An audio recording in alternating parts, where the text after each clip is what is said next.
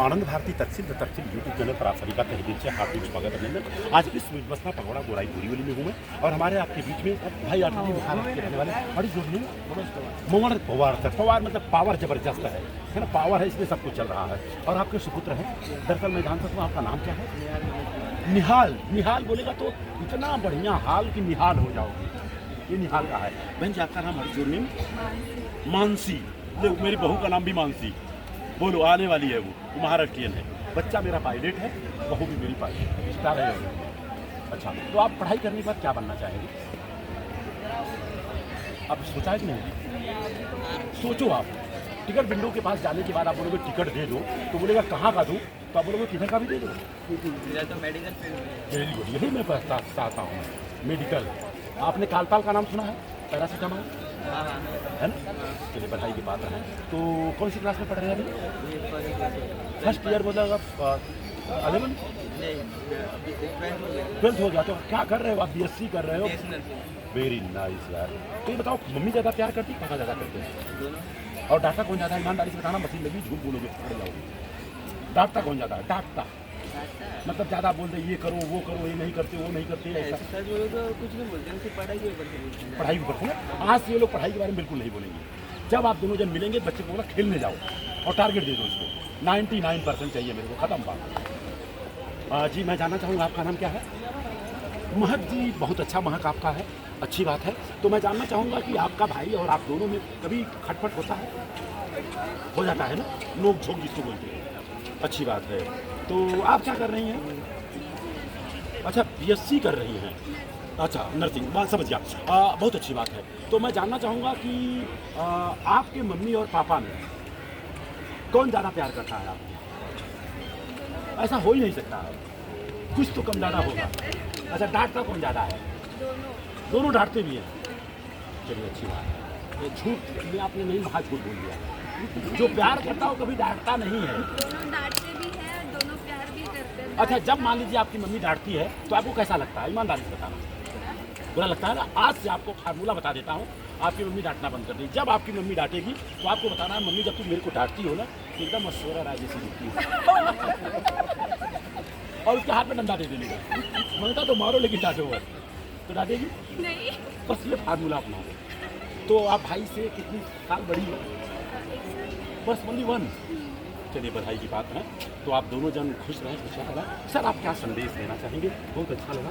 और मैंने देखा बच्चे को आपने बोला, देखो आज का जो जमाना है ना सर, अगर आप बोलेंगे नहीं ना तो रिजल्ट 0 है।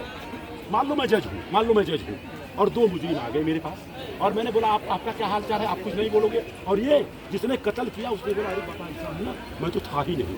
तो बताओ जज किसको फांसी देगा? हाँ, तो बोलना जरूरी है। आपको अगर गाली भी चाहिए तो गद्दर मारना पड़ेगा। आज का वो जमाना है, नहीं तो लड़की भी कोई नहीं पटेगी। हाँ, कहने का मतलब कि आज की जो नया जनरेशन है, हाँ, उनको ज़्यादा पढ़ाई के ध्यान देना चाहिए। जी मेन चीज़ है पढ़ाई है। जी। कि बाबा साहब का जो लक्ष्य है हाँ। वो सबसे मेन चीज़ वही है। हाँ, तो अगर बच्चे पढ़ाएंगे जी। नहीं, आगे नहीं जाएंगे, तो हमारा समाज भी पीछे रहेगा, समाज भी आगे नहीं जाएगा। इसलिए पढ़ाई जरूरी है, मेन चीज़ है पढ़ाई। जी, बच्चों को शिक्षा। हर शिक्षा, भाई शिक्षा तो आगे का दूध बोला है, बाबा साहब ने बोला जी, है। जी, जी, जी। तो वो ज़रूरी है हमारे लिए। तो हमारे बच्चे को जितना हम पढ़ाएंगे, उतना आगे उतना प्रोत्साहन करेंगे, उतना समाज का ही फायदा हो जाएगा अपना, और समाज भी उससे आगे होता है। मेन चीज़ है पढ़ाई। मैं बताता हूँ, बाबा साहब ने कहा था शिक्षा वो शेरनी का दूध है, जो पिएगा वो दहाड़ेगा। लेकिन आज के तारीख में 99.9% लोग जो शिक्षा ले रहे हैं वो दहाड़ नहीं रहे हैं। वो सियार और कुत्ता बन के घर में बैठे हैं। थोड़ा पॉलिसी दिक्कत ये है। और बाबा साहब ने क्या कहा था पता है? पढ़े लिखे लोगों ने हमको धोखा दिया। होगा। ये बाबा साहब ने कहा। बाबा साहब के बारे में, उनका एजुकेशन के बारे में क्या कहना चाहिए? एक लाइन में बाबा साहब का एजुकेशन, उनका शिक्षा क्या है? हाँ, आप बताइए बाबा साहब के बारे में पूरी जानकारी लीजिए। मतलब 1 मिनट में मैं दूंगा ना। आपको जो जानकारी नहीं है, कमी आपकी नहीं है। हमारे जैसे लोग आप तक पहुंच नहीं पाए और आपको जानकारी नहीं है।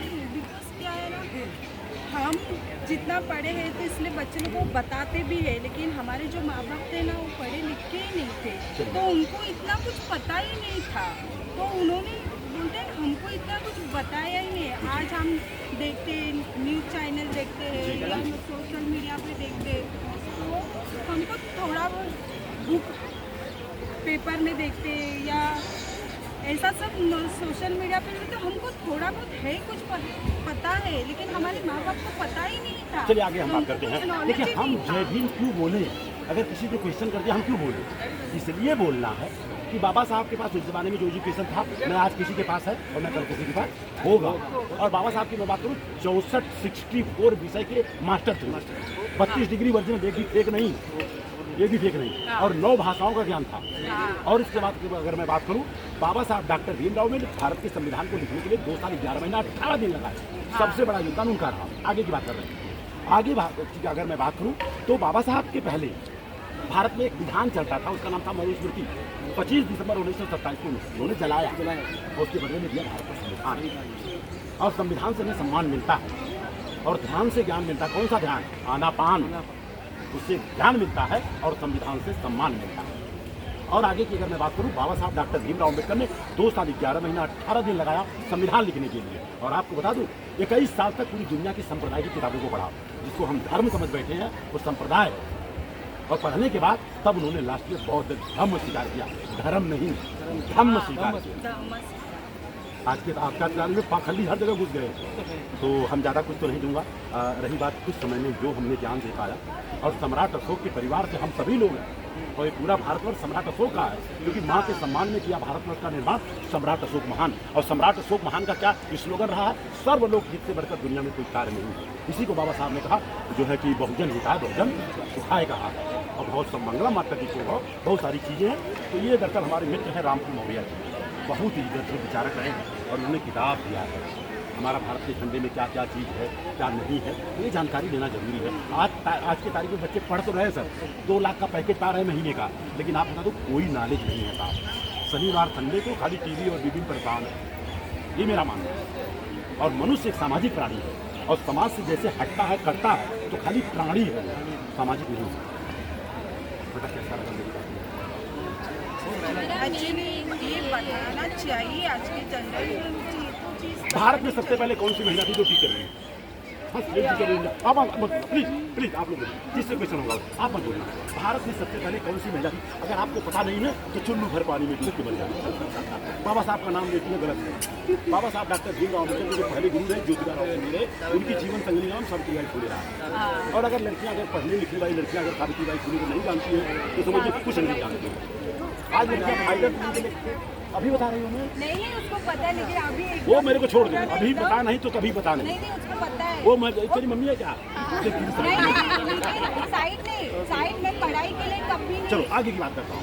जब सावित्रीबाई फुले को आपसे पूछ रहा हूँ, सावित्रीबाई फुले को जब उनके सास ससुर ने घर के बाहर निकाला 2 ऑप्शन रखे, या तो पढ़ाई करवाओ या तो पढ़ाई छोड़ दो या तो घर छोड़ दो। उन्होंने चुना घर छोड़ दो। तो किसके घर में जाके रखे? आप बताइए इसके बाद, आप बताइए इसके बाद, आप इसके बाद उससे मत पूछो, मेरे से पूछो। नहीं मालूम तो बताऊंगा ना। देखो अगर नहीं मालूम है तो ना बोलिए। और कहते हैं जो करे अपने काम से शर्म उसका फूटे कर्म, ये आपने बोला। आपको बता दूं फातिमा शेख के घर में, मुसलमान के घर में जाके रही है और पहला विद्यालय मुसलमान के घर में खुला है। ये फक्र होना चाहिए, जब भी पूना जाए फूले वाला जाए हिले वाले जाए जरूर दे। आज लड़कियां फाइटर प्लेन से लेकर ट्रेन चला रही हैं, उनको सावित्रीबाई फुले पर कुछ जानकारी नहीं, सब पढ़ा लिखा बेकार। अरे ये मेरा मानना है। बात को अन्यथा मतलब आप किसी भावनाओं को ठेस पहुँचाना मेरा मतलब नहीं है, लेकिन जो हकीकत सच्चाई है वो यही है, जानना जरूरी है आज का युग। तो इसी के साथ बातों को ग्राम दूंगा। ये बंदा जो बात कर रहा है तथागत गौतम बुद्ध के सर पर कभी फूल माला कभी नहीं चढ़ाता, कभी कुछ मांगता नहीं है, प्रतिमा है उनके रास्ते पे चलना। तथागत गौतम बुद्ध के साथ साथ बाबा साहब अम्बेडकर ने कभी नहीं कहा हमको माला पहनाओ, लेकिन उन्होंने क्या किया, माला पहनाना डाल दिया और उनके विचारों को ताला मार दिया। हमने बहुत कुछ किया है लेकिन हम लोग कर नहीं पा रहे हैं। तो बहुत सारी बातें अपनी चर्चा करते रहेंगे। एक बार आइए, हमारे मेहमान हैं। और सर ये क्या कहने हैं, बाबा साहब के पहले विरोध में अंधविश्वास पाखंड है और जिसका बाप पाखंडी हो छोड़ूंगा नहीं मैं, तो जिसका बाप पाखंडी हो उसका पूरा खानदान पाखंडी हो। अच्छा, नींबू मिर्चा खाने से फायदा कि दरवाजे पे लटकाने से? तो जो लोग लटकाते हैं वो समझदार है कि जाके बोलो दरवाजे को गला काट देंगे। हम बोलते हैं बधाई की बात है, आगे चर्चा होती रहेगी। मैं अपना नंबर दे दूंगा, मेरा चैनल दे दूंगा, चर्चा होती रहेगी। चर्चा करने में कोई खर्चा नहीं। तो शुक्रिया, इसी के साथ बातों को विराम दे रहा हूँ। आज की जो वीडियोग्राफी बना रहे हैं मौर्य परिवार से हैं, और मौर्य परिवार की अगर मैं बात करूँ वो जिंदगी में भीख नहीं मांगेगा, घर में रो रो के मर जाएगा, लेकिन कभी भीख नहीं मांगता है। ये उनका खासियत है। बधाई के पात्र है और इसी के साथ मैं विराम दूंगा। आप सभी का मंगल हो, आप सभी का कल्याण हो। नमो बुद्धाय तब जय भीम, नमो बुद्धाय तब जय भीम। शुक्रिया।